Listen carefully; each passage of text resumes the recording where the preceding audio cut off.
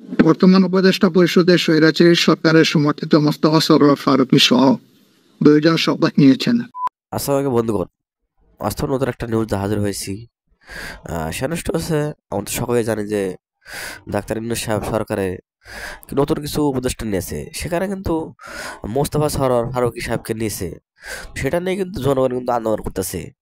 সে নাকি আওয়ামী লীগের একজন চামচা ছিল, সেই কারণে কিন্তু জনগণ কিন্তু খেপে গেছে। আসলে তাকে কেন উপদেষ্টা বানানো হলো? দেশে কোনো আওয়ামী লীগের কোনো অস্তিত্ব থাকবে না, সেখানে কেন ফারুকীকে নেওয়া হলো? সে বিষয়টি নিয়ে জামাতের আমির তিনি কিছু কথা বলেছেন।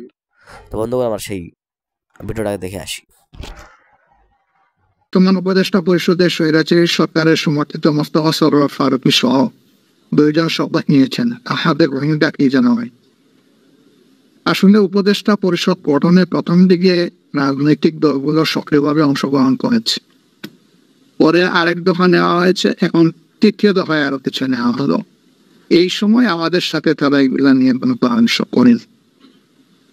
আমি আমার শহরের পথে কালকে এটা জানতে পেরেছি। গতকালকে যেহেতু এই সফরটা হয়েছে বাংলাদেশ সময়ে সন্ধ্যা 7টায়, খোঁজখবর নিয়েছি, জানার চেষ্টা করছি প্রত্যেকে কিভাবে হয়েছে। দেশে গেলে আশা করি আরো বিস্তারিত জানতে পারবো। ইতিমধ্যেই অনেকে তাদের উদ্বেগের কথা ব্যক্ত করেছেন এবং আপত্তি জানিয়েছেন। এখন দেখার পাল্লা যে সরকার এই বিষয়টা নিয়ে কি করে। আপনারা দোয়া করেন এমন কোনো ব্যক্তি যেন দেশ পরিচালনার দায়িত্বে না আসে এবং না থাকে যাদের দ্বারা দিন এবং জনগণের ক্ষতি হবে। আল্লাহ থেকে আমাদেরকে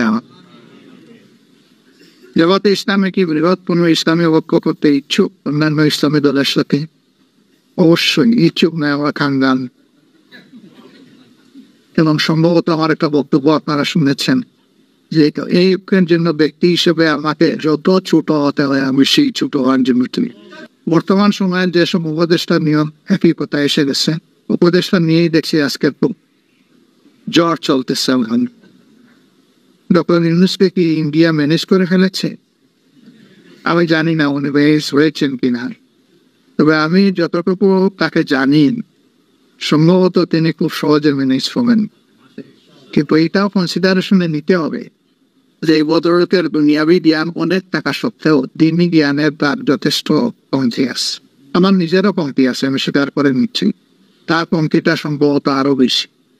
এই জন্য তাকে আমরা প্রতিপক্ষ সাব্যস্ত না করে তাকে কিভাবে কাছে টানতে পারি, ইসলামের সৌন্দর্য কিভাবে আমাদের আচরণের মাধ্যমে ফুটিয়ে তুলতে পারি, এবং জাতীয় ব্যাপারে কিভাবে ইসলামের ব্লকের পর আস্থা তৈরি হয় সেই চেষ্টাটা আমরা করছি। আপনারা ক্ষমতায় গেলে ইমামদের প্রশিক্ষণ এবং বেতন ভাতা নিয়ে পরিকল্পনা কি? ইমামদেরকে যদি আপনারা প্রশিক্ষণ দিই তো আমাদেরকে প্রশিক্ষণ দিয়ে দেখেন। আমরা ইনশাল্লাহ ইমামদের প্রশিক্ষণ নেওয়ার জন্যই মুখে আছি। তবে আমরা বিশ্বাস করি মেরাবের যিনি ইমাম হবেন সমাজেরও তিনি ইনশাল্লাহ। তো বন্ধুগণ, আমরা সেই ভিডিওটি দেখলাম, যেখানে দেখা যাচ্ছে মোস্তফা সরোয়ার ফারুকীকে উপদেষ্টা নেওয়ার কারণে কিন্তু জনগণ কিন্তু খেপে গেছে। এবং জামাতের আমির সাহেব কিন্তু কিছু কথা বলেছেন। আসলে তোমাদের কাছে কি মনে হয়? অবশ্যই কনকে জানাবে। আসলে আমার কাছে মনে হয় যে জনগণ যারা চায় না আসলে তাকে আসলে নেওয়া উচিত না। কারণ দেশের জনগণ কিন্তু রক্ত দিয়ে স্বাধীন করেছে দেশটা। আসলে নতুন করেই স্বৈরাচারী সরকারকে তাড়িয়ে দিয়ে ছাত্ররা জনতারা সবাই যখন রক্ত দিয়ে কষ্ট করে করেছে, তখন আসলে জনগণ যাকে চায় না আসলে তাকে নেওয়া উচিত না উপদেষ্টা হিসেবে। আসলে তোমাদের কাছে কি মনে হয়? অবশ্যই কনকে জানাবে। আমার কাছে মনে হয়েছে আসলে নেওয়া উচিত হয় নাই, ঠিক হয় নাই। আসলে আর জনগণ যাদের সমালোচনা করতেছে আসলে সে একজন নাকি আমেরিকার চামচা ছিল, সেই কারণে কিন্তু আসলে জনগণ কিন্তু সমালোচনা করতেছে। তো বন্ধুগণ, তোমরা অবশ্যই কনকে জানাবে তোমাদের মতামত। তো আজকে শেষ হচ্ছি, দেখাবো অন্য কোনো নিউজে।